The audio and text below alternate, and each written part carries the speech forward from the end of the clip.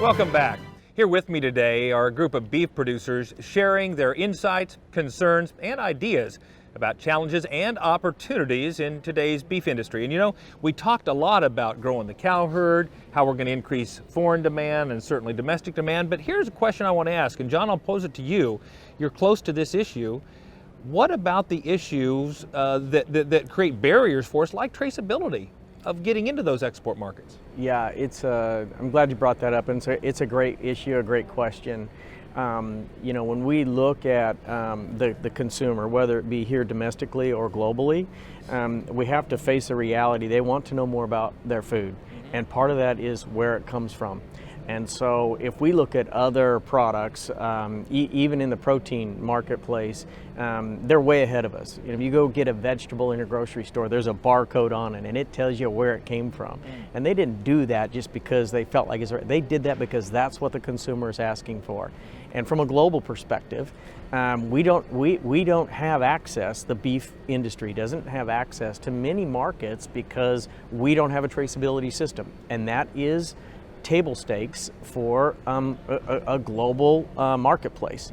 And so we find ourselves at a disadvantage. We maybe have the best, highest quality, safest product in the world, but because our country doesn't have a traceability system, and our industry, I'm a bit critical of our own industry that we haven't had the foresight to create one and put one in place, that we are not able to play in those markets, and thereby can't really take advantage of the demand we need to pay attention to with our product. We just can't play there.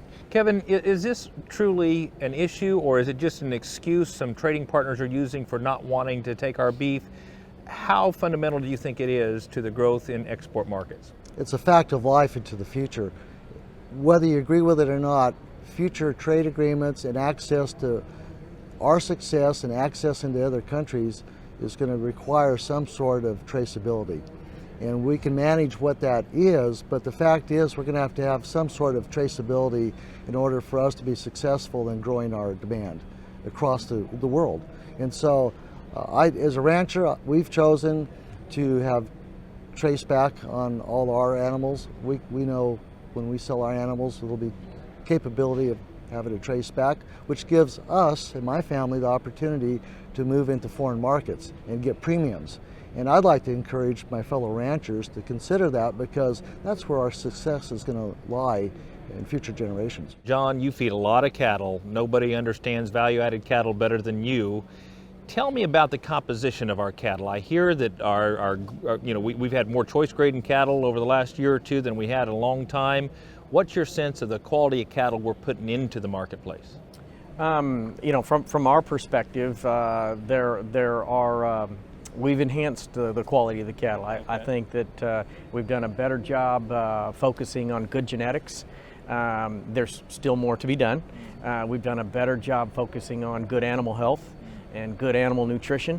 We can do better, but these kinds of things have really attributed, we look at, to the result that you reference. I think also when you look at the economies of our pricing structure, we have cattle now where we've got a market, let's say the market's $1.35, and to put a pound of gain on costs 70 cents.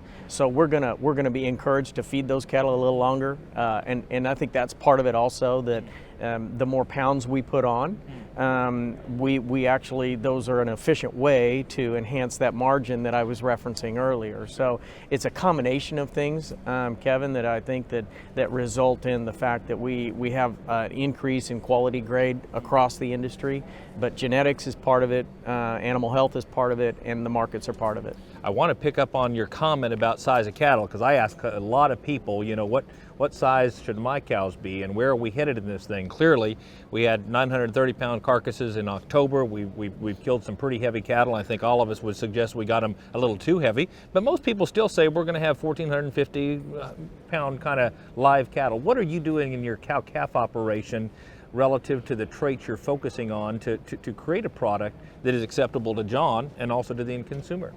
Right. Well, you know, as a cow-calf producer, you work really hard to get return on that cow, and the most efficient cow is obviously going to be the easiest to return on, right? So a smaller cow that might eat less, but ideally she's weaning way more pounds. So we all study how many pounds are we getting weaned per cow exposed, and you know, ideally you wean at a reasonable time for that cow, so she has plenty of time to breed back, or you know, to regroup herself before she calves again, etc.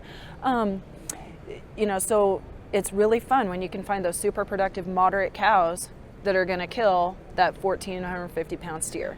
That's our goal. That's our goal. And so it's a unique mix of genetics with your cows and your sires that you choose to use. Very good.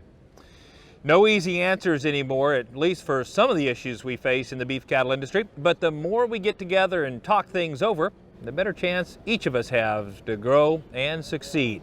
We'll have more on critical issues for all beef producers when we return. Stay with us.